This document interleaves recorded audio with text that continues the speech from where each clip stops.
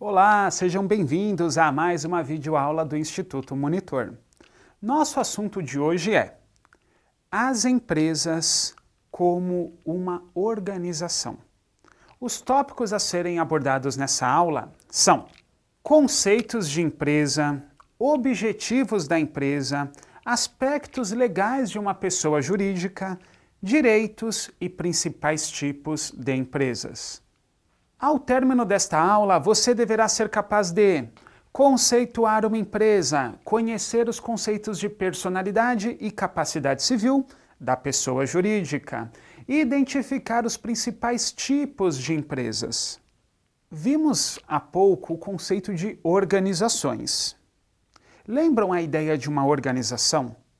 Uma organização busca, através de uma finalidade já pré-definida, coordenar recursos, pessoas, em busca aí para atingir essa finalidade.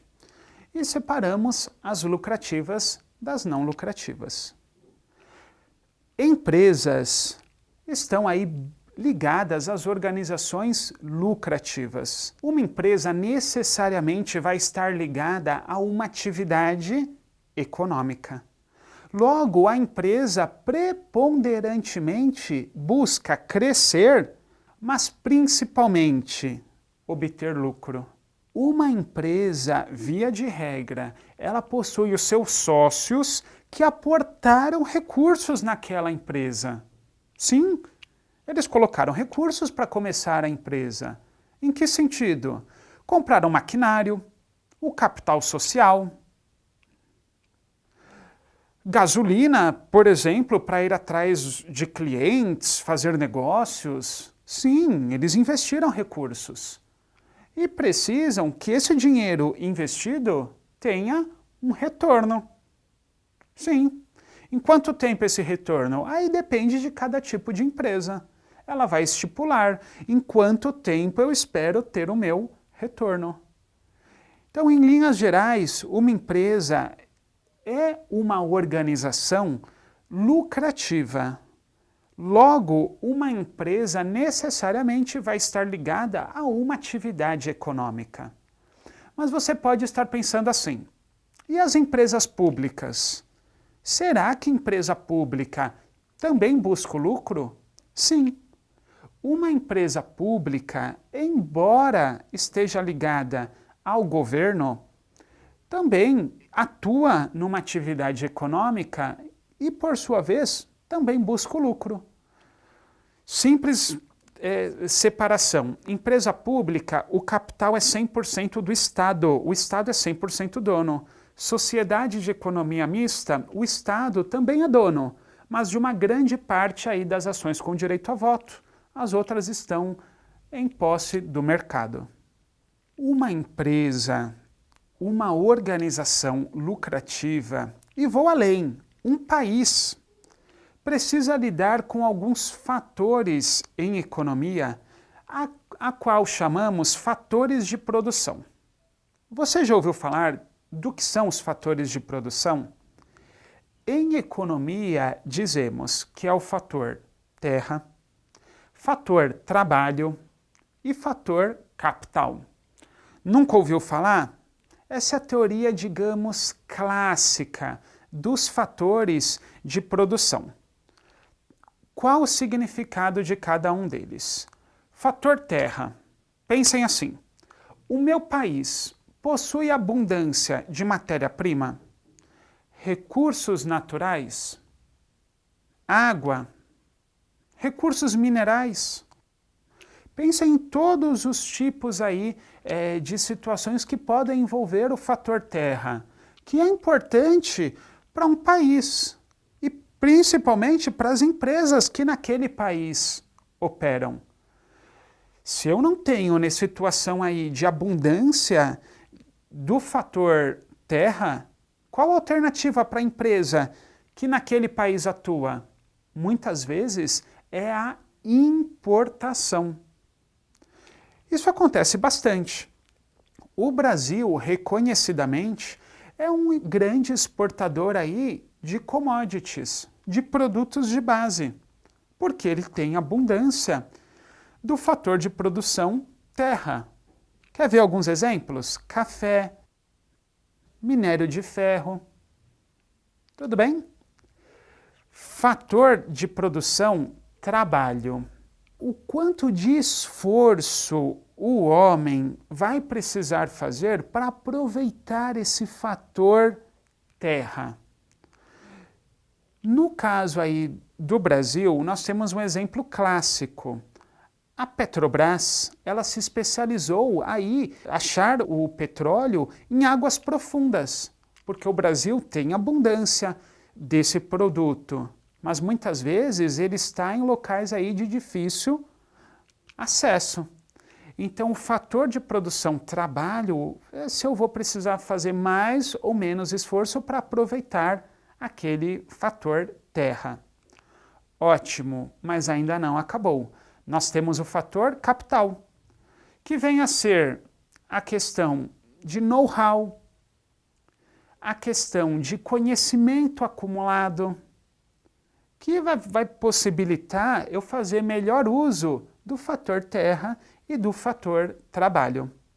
Basicamente, uma empresa possui três coisas. Lucrar é o básico, que já comentamos. Crescer, também. A não ser alguns casos específicos de empresas, isso acontece, tá? Existe uma norma que fala a respeito disso, não vamos nos atentar muito aqui. Mas existem empresas que nascem para durar 2 anos, 3 anos. Existem casos, tá? Por exemplo, empreendimentos ligados aí a sociedades de propósito específico, ela foi criada só para aquilo, vai durar 2 anos e pronto, encerra. Mas estamos tratando da regra geral. Então, uma empresa busca lucrar, crescer e perpetuar. Via de regra, é o princípio da continuidade. Uma empresa nasce e busca continuar, crescer, lucrar. Agora vamos tratar um pouco a respeito de aspectos legais que envolvem aí a pessoa jurídica, a pessoa física. Você deve ter observado que colocamos o Código Civil. Ele é uma fonte aí de recurso, uma fonte do direito, que muitos empresários recorrem num momento, por exemplo, de começar uma atividade econômica, de iniciar uma empresa. Então, lá no Código Civil, nós vamos achar coisas do tipo: o que é o contrato social? O que é um estabelecimento comercial? A diferença de personalidade civil para capacidade civil, que vamos tratar daqui a pouco. Tudo bem? Então aproveitem, vejam lá no Código Civil que tem bastante coisa legal. Uma diferença importante tratada lá no Código Civil e que a gente vai discutir agora é a de personalidade civil para capacidade civil. Num primeiro momento, eu vou falar da pessoa natural. Quem é a pessoa natural? Pessoa física. Entendendo a questão da pessoa física, fica mais fácil a gente entender a jurídica. Personalidade civil. Nós adquirimos no nascimento com vida, mas a lei põe a salvo desde a concepção os direitos do nascituro. Nós, desde o momento que respiramos, já temos direito a um nome, à dignidade, à herança. Isso tem a ver, então, com personalidade civil. Já a capacidade é outra coisa. Capacidade está mais ligada àquela situação que o indivíduo, se ele pode ou não exercer sozinho as atividades da vida em sociedade. Como assim? Quando eu adquiro capacidade civil para dirigir, para comprar uma casa, para abrir conta num banco, prestar um concurso público, são exemplos. No Brasil, via de regra, a capacidade civil plena, tomem nota, ela vai se iniciar aos 18 anos.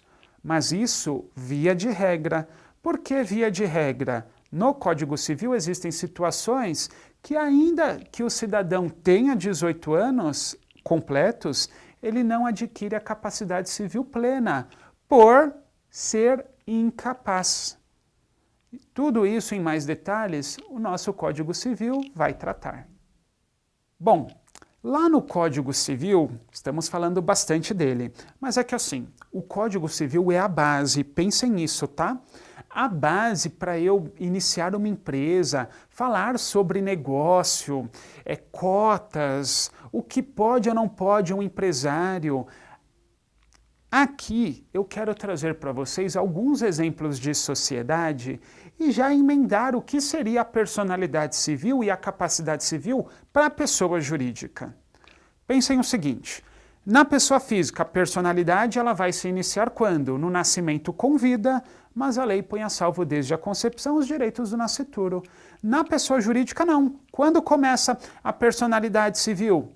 Quando é registrado o ato constitutivo da pessoa jurídica, no local aí cabível. Por exemplo, o registro de empresas, a JUSCESP, é um exemplo. Então, quando a empresa faz o registro lá, pronto, iniciou a personalidade, é uma empresa registrada. E a capacidade? Nem todos que trabalham numa empresa têm capacidade para gerenciá-la, organizá-la, tomar decisões em nome da empresa. Normalmente quem são? São os sócios ou os procuradores, aqueles que detêm poder de decisão aí pela empresa. 4 pontos importantes que lá no Código Civil você encontra. Então vamos lá a esses conceitos. Primeiro, estabelecimento comercial. Via de regra vai ter um CNPJ, Cadastro Nacional de Pessoa Jurídica. Então existe um cadastro dizendo que aquela organização é uma pessoa jurídica, tem personalidade. O que isso importa para nós? Via de regra, o patrimônio da empresa não se confunde com o patrimônio do sócio. Essa é a grande vantagem de eu ter uma personalidade civil para a pessoa jurídica. Eu separo o patrimônio de um para o outro. Mas eu preciso de um registro, dizendo quem são os sócios, quem administra, quem não administra. Esse registro vai estar no contrato social, que vai dizer quem é o empresário, aquele que responde pela empresa.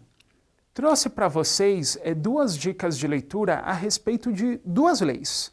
Uma é o Código Civil e a outra fala sobre o microempreendedor individual. É a lei número 10.406 de 2002, que é o próprio Código Civil, e a lei complementar 128 de 2008, que trata aí do microempreendedor individual.